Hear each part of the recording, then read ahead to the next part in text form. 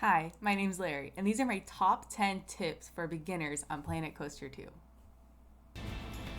So, you load into a game on Planet Coaster 2, and right here I'm in sandbox mode.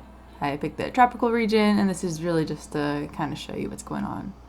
You have a lot of people entering the park, and the first thing that I like to do right when I load in any kind of game mode in Planet Coaster is to change the sun setting. Right now it's on a normal day-night cycle, which can be cool if you like to put down the lights and like to pretend that it's either dusk, evening, middle of the day, but honestly it's really just annoying to me, so I just go ahead and set it to noon. So you can get there, bottom right, fix sun on, and then I literally just click until noon. All right, tip number 2 and tip number 3 is setting up the staff buildings so that your staff can take a break, and then also setting up your mechanic workshop. So I'm just laying out the widest path that I can, that's size 12, and then off of it I'm going to build a staff path. And I just always make this L shape. I don't know, it kind of just works for me. And then going into facilities, looking at these, so there are the small facilities, and that's all you really need at first. And you can expand and build and try to figure them out, which ones you like. And I just plop down the mechanics workshop right there and the staff facility. Something important to remember here with the mechanic workshop is once you hit play is that you actually do need to turn it on. And then once you turn it on, it'll auto hire a mechanic. And then this is the way that you build research points. So if you're playing in a mode that you need research points in order to get more rides and more coasters, it's really important that you don't just put it down, but that you also remember to turn it on. All right, and my step number 4 is about power. So you have a couple different power options in Planet Coaster 2. You have solar and you have a power generator. The large solar panels are the best deal, but typically in early game you only have access to the power generator. So you're gonna put that here, and then it automatically gives you a distributor, and then it automatically takes you into underground mode to connect it. If you need to know how to get there, it's right there. I like to work in the non-blueprint, so like the custom mode for this. I don't like the blueprint for the power. And then right now I'm making these clouds of power generators. And basically, this is how I do my power in the park. And sometimes it just puts it up here. So I just hit M, and put it back on the ground. I don't know why the game does that, but basically you're able to just keep all your power in one spot and then just connect it via distributors and underground connection.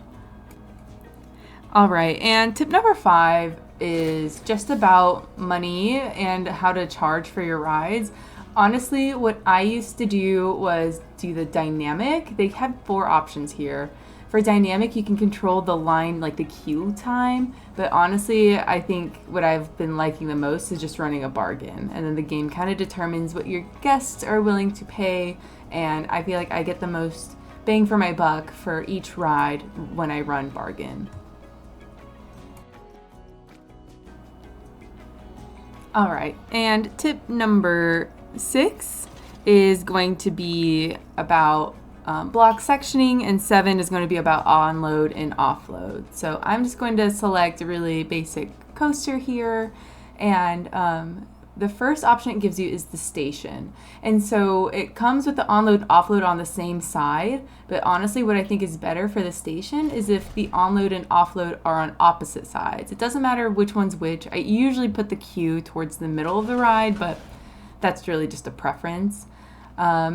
And I believe that doing this actually helps get people onto the rides faster, and more importantly, off of the rides faster. So you're not kind of hung up waiting on the slow pathing for the people all to go in and offload like on the same side. I think it only saves you a couple seconds, but you know, when you're doing multiple rides with multiple trains, that can really add up to maybe a couple hundred or a couple $1,000s per day when you're trying to work with really tight margins. And so here, let's talk about some brakes.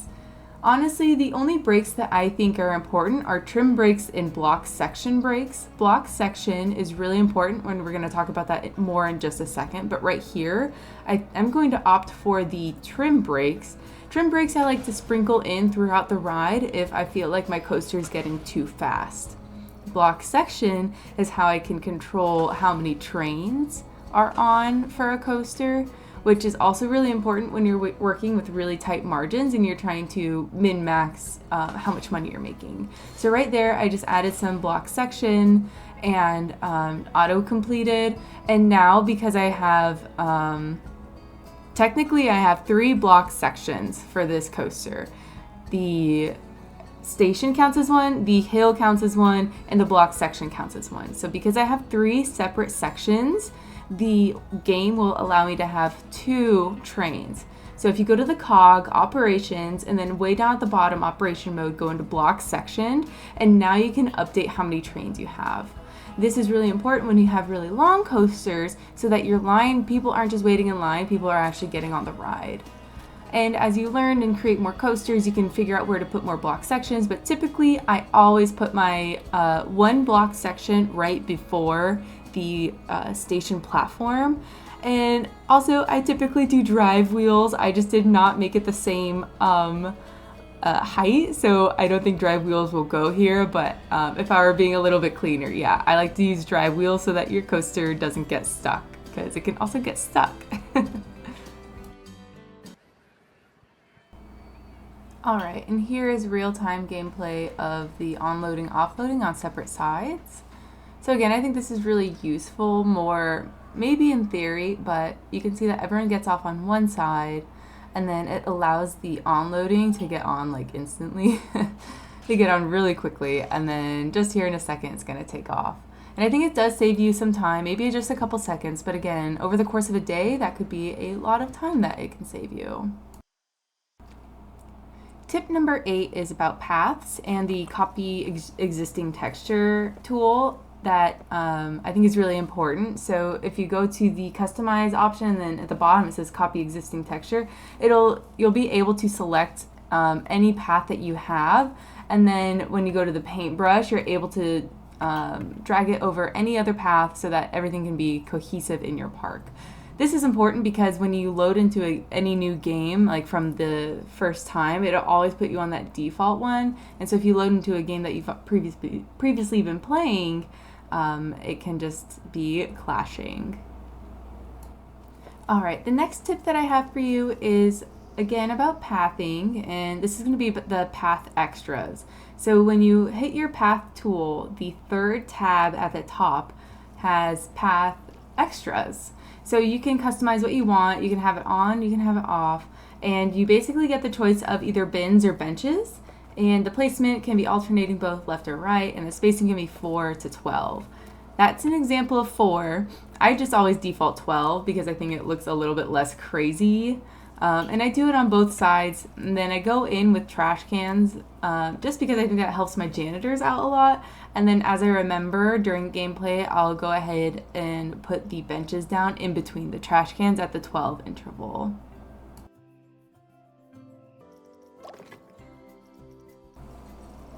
Alright, tip number 10. This is my last tip for the video, and it is about vending machines in shops. So when you go into facilities, you have a ton of different types of food vendors, and you have a bunch of different types of drink vendors. But if you go into the Create a Custom, you can actually find vending machines. You don't have all the same options. You only have those 3 for the food, and for drinks you still only have 3 options. But I think it's a really important tool to not forget that you have vending machines, and I think it's really important for you to pepper them throughout your park, because looking at the differences between a vending machine and a physical store, it's actually quite surprising. So the vending machine sells these 4 drinks for $4, and the shop has the same drinks for $4. So the cost difference is actually you as the park owner, it's more expensive for you to have the shop, but I like having both still, and I think it's just an important tool and just something fun to kind of sprinkle around your park. So if your guests are thirsty or hungry anywhere, you can try to set them down. Thanks for watching my top 10 tips for beginners playing Planet Coaster 2. If it went too fast or if you still have any questions, feel free to drop a comment below and I'll do my best to reply. If there's anything you're still unsure about or you still have questions, I can cover it in my next video, or I can even talk about it during my next Twitch stream, and that's going to be at Old Car Smell Dude. If you enjoyed this video, please don't forget to give it a thumbs up and subscribe. If you want to hang out live and ask questions real time, again, I stream on Twitch, Planet Coaster 2, City Skylines. Thanks again for the support, and I'll see you in the next video. Bye-bye.